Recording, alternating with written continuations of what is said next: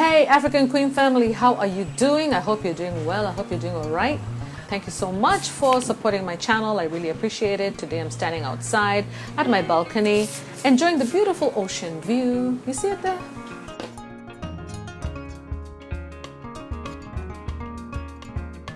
Beautiful.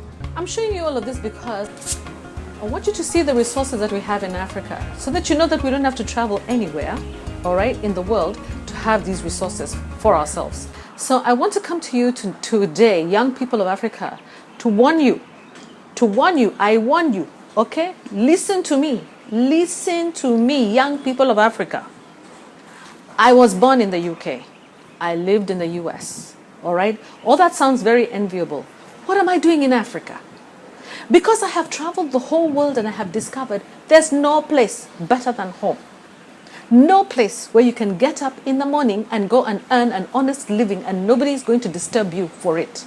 It doesn't matter whether you're selling mandazis, whether you're selling keke, whatever you're selling, whatever it is that you're doing, whether you're selling clothes, whether you're selling internet, whether you're selling, whatever you're doing in Africa, work is work. In Kenya, we say kazi ni kazi. There are very many wealthy Africans who can support young Africans and help them to thrive in our own continent.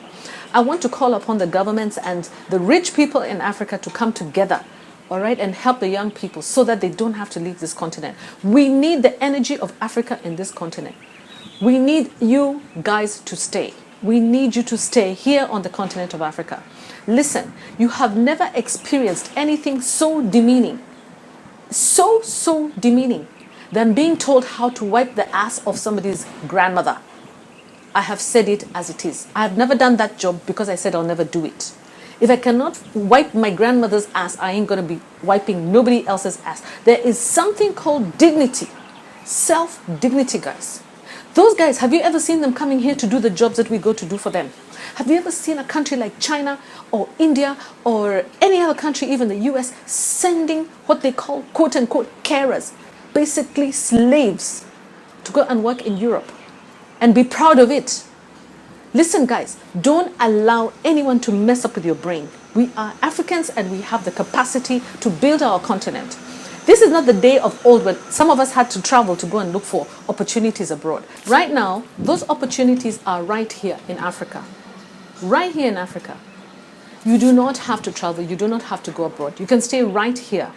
Listen, I don't give a damn whether they've made it easier for the visas. I don't know what. I want our young people to look at opportunities right here in Africa. So guys, you know what? I want to encourage you. Please be patient. Young people, be patient. Please be patient. Doesn't matter what small job you do. If you go to Europe and you try to start a business, believe me, they're going to try and find a way to stop you from doing the business. If you do start a business, they may not buy from you because you're black. I'm saying it as it is. There are many people who have graduated from universities abroad and they have not been able to find jobs. In those same abroad, I know many of them, and the jobs that they do are not the kinds of jobs that actually they graduated to do. There are many people who are there. I was fortunate. I always worked in my field because I made it a priority that I was going to work in my field of my training, the field that my parents actually paid school fees for. That is what I worked in, and I'm proud to say that. I have no problem helping people for a while, but making it a career and deciding that I'm going to actually sacrifice my life, sacrifice time with my family, sacrifice time in my country to go and earn money. Money cannot be the only driving force, guys. In this, our continent, in Kenya, we say money is the one that sold Jesus. All right? Money is important, but how much money is enough? Do you think it will ever be enough? Look at the Bill Gates of this world. Are they happy? Look at them. They want to live in, I don't know, bunkers they're building, I don't know what, to run away from people. Is that the lifestyle that you want? Listen, the best lifestyle is in Africa. Please do not be hoodwinked, do not be cheated, do not be deceived. And I'm telling you this as your sister, as your mother. I am telling you to listen to me. If you don't listen to me, one day you'll remember me because you will be crying. You will be crying one day when they're telling you off for doing a menial task when you are brilliant, educated, smart. And by the way, this also applies to the Middle Eastern countries. You are a black African king or queen or princess, and we expect you to remain in Africa and build our continent. Come and build Africa. Stop playing games with me, by the way. This is a lecture from African Queen. Do not try me.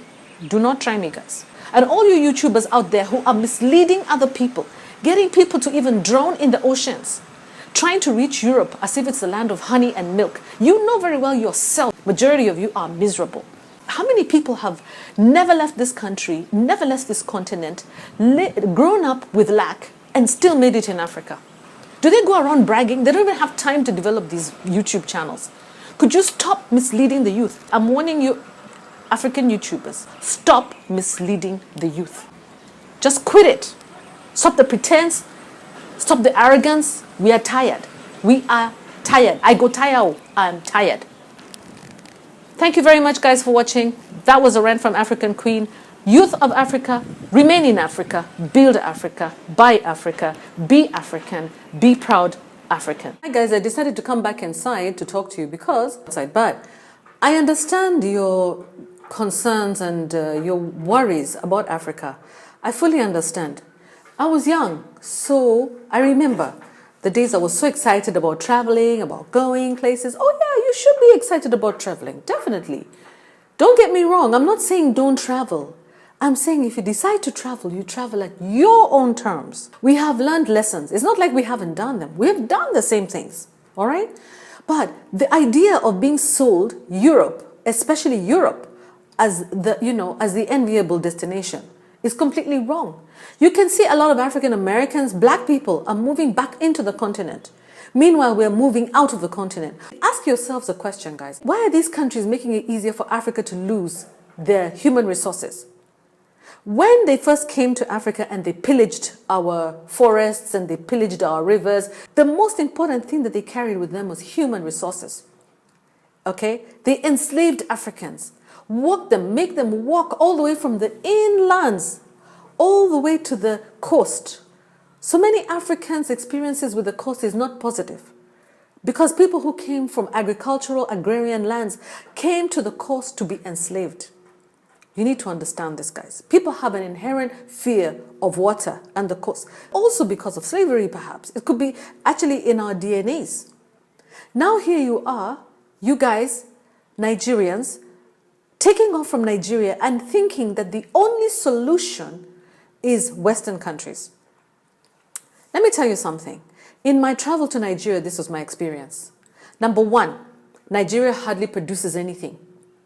Sadly. It produces oil and that's just about it. You spoiled your soils with the oil. The oil went and spoiled all the soils. So what do? Instead of having your own dairy industry, you're importing packaged milk from Europe. So you have these packets of milk, of little Nido, I don't know what they're called, and you put them in your tea. And your tea is packaged, it's from Europe. Your sugar is from Europe. Everything is from Europe except your natural food, which is very, very good. Okay, your pounded yam, your plantain, fabulous food, I must say. Our traditional foods, yes, but processed manufactured foods are usually from outside Africa, not even from a neighboring African country. So you don't even know the potential and the opportunities that exist in other African countries. Why not take that energy and explore it and put it in another African country? But believe it or not, it is much better than Europe. And we have so many Europeans who have decided to resettle here in Kenya. And the day that they want to leave, I remember being in class and in school with kids who would literally cry and scream when they're being told that they have to go back to England. We're like, oh my God, you don't want to go back to England to eat cookies? You know, English car. You know those cookies. I don't know whether you even know them. Yeah? We used to envy those children. We used to be like, oh my God, you're going to fly in an aeroplane and then you're going to go back home and the kids will be crying the whole day from morning to evening. Those children were smart. Those British kids were smart. They knew exactly what they were going back to. They're going back to cold houses, not being able to have any friends, no one to play with. The UK is a very hostile environment. I can tell you because I have compared the two. I've compared living in the UK and in the US. And I can tell you categorically, as hard as it is to live in the US is used to black skin. It's used to people of color, all right? But the UK, for some reason, I don't know what the reason is, but for some reason, they always want to put people in boxes. Black people do care work. Indian people drive taxis. White people are in management, and they wear a tie and take a train and go to work. That is how that's what they're comfortable with. Take it or leave it. That's what they're comfortable with. So it's going to be very difficult. It's going to be an uphill struggle for you to make inroads in those countries. If there are many Africans who have died at the job, so many. I myself have lost friends in Europe and in America. I lost them. Most of those friends that I lost were because of depression and sadness. If I was to round off the reasons why they died, it's because of stress. Literally stress. Okay? I do not like to see these young YouTubers, giving details about how to get yourself to England, and so that people can disturb their parents, make them sell precious land, make them sell precious land and family resources to get you to Europe, just to go there and be oppressed, stressed, be sad, be working 24/7, not see your spouse, okay, not even be able to raise your children happily. Come on, guys. You have to use this. Use critical thinking. If you don't know how to do it, ask other people. But let me tell you, all those YouTubers who are making all those videos about how to come, how to travel, no, let the UK invest. Let them pay you to do that. Don't do that for them for free. Let them pay you. And I don't mean YouTube. I mean, let the governments of those countries pay you to advertise all those positions that you're advertising. Because I can tell you one thing, as I myself, as a UK citizen, in my emails, I can show you so many jobs that people have been calling me for. Are you free? Oh, there's a job here, no interview required. Just come. Why? Because I have all my papers straight, right? I have all my papers just because I was born there. But I asked them, are you willing? I told them, I wanted to test them. I asked them, are you willing or able to sponsor Africans? Because I can actually identify Africans who can come and work for you. Oh, well, they say, oh, unfortunately, that's not possible because, oh no, we cannot do that. The idea of sponsoring Africans to come and work and look after their parents and look after their elderly is beyond them. They cannot see how they should pay for you. They cannot even see why they should pay for a flight for you to go there. You are the one to go and pay for your visa, go and pay for your flight and go there and fight for a menial job. So guys, you know what? I tell them, oh really? So you want me to use my money and my resources? You want the young people in Africa to take the few resources they have to go get visas, okay, to look for money and buy plane tickets, to come there, to sit in your grandmother's house for 2 weeks at a time, looking after them or looking after people with mental health issues. And you do not even want to think about sponsoring young people to come over, actually pay for their flights. Why not? Why not? Why not? Yeah, that doesn't make any sense to me. Because there are so many people in Africa who are willing and able to work.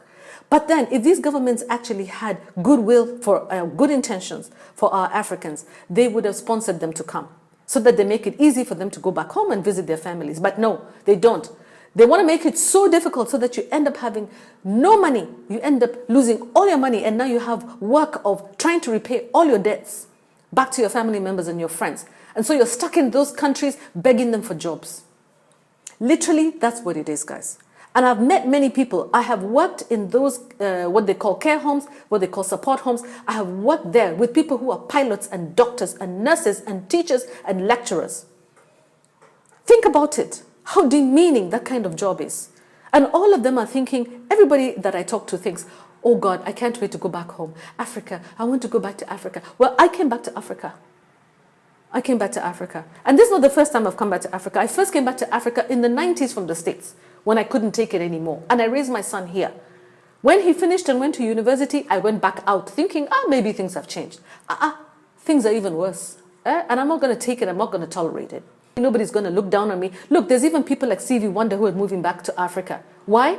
Because they said they're tired. They're tired of trying to get people to like them, trying to get people to respect them. Oh, please look at me, please like me, please respect me. They are building, they don't want that future for their children and their grandchildren in the West. They don't. So all of you African YouTubers, look, stop it. Stop selling a dream. Stop selling a nightmare to your fellow youth. Stop it. Stop pretending that everything is fine, because it's not. You are, number one, lonely. Number two, you're spending a lot of money on your upkeep. Number three, a lot of people are relying on you back home in Africa. And African governments are more than happy to talk about remittances, because it goes into their tax checker. They don't actually care about you. We have to care about you. We fellow YouTubers, I'm talking to you like this with so much passion because I really care about young people. I care about you. Unless you are working a job that values you, of course it's not every single human, unless you are working a job that you feel proud of, that values you, where you studied and, you know, maybe you're a nurse and naturally you're a nurse, good. But if you're there and you're only in those jobs because you can't find another job, because of your skin color, they won't consider you. Please think twice, because we are not the only ones who are suffering. I took a taxi in the UK with a guy from Pakistan, a driver from Pakistan. We were talking and he was telling me that if it wasn't for his wife, he'd probably be dead, because he's actually trained as a human resource and finance expert. But every time that he applies for jobs, he's told that he's overqualified, guys. So he was at home for so long until his wife, his Indian wife, Pakistani wife, told him, look, we're going to die here. Please just get up and do some work. So he's been working taxis and he's happy whenever he's carrying Africans, because he's usually carrying Africans who are working in care homes. Africans are some of the hardest working people. He was explaining to me his struggles working as a taxi driver, because he is qualified as a human resource finance expert. And you know that Indians go to school and they take their education very, very seriously. So what about ourselves? You know, I'm sorry for coming across so strong, but I'm really worried. And the reason is because I have just about had, I get videos recommended to me all the time. I'm really proud of the African YouTubers who are struggling to make it in Africa. One day we're going to make it in Africa. And Africa is the enviable destination. If you can make it in your one African country, Africa Continental Free Trade Agreement is here. Get up and move to another African country. Who knows, you'll even find a spouse. Because if you go to many of these other countries, you probably will die alone, miserable. Okay, you guys? Or you'll be so stressed in your relationships, your children will not listen to you. They will adopt strange habits. They will be educated about things that you are completely taboo in Africa. So think about it before you think of traveling and moving abroad and trying to push the UK, the US, wherever, as the enviable destination for African youth. Please don't do that unless you're ready to take on the mental health challenges that these people are going to experience once they come over there. You will not be allowed to wipe your hands off of that. All right, guys, enough is enough. I think I've said enough. And thank you so much for listening to me, and thank you for your time. Love you. To-dos. Be a proud African.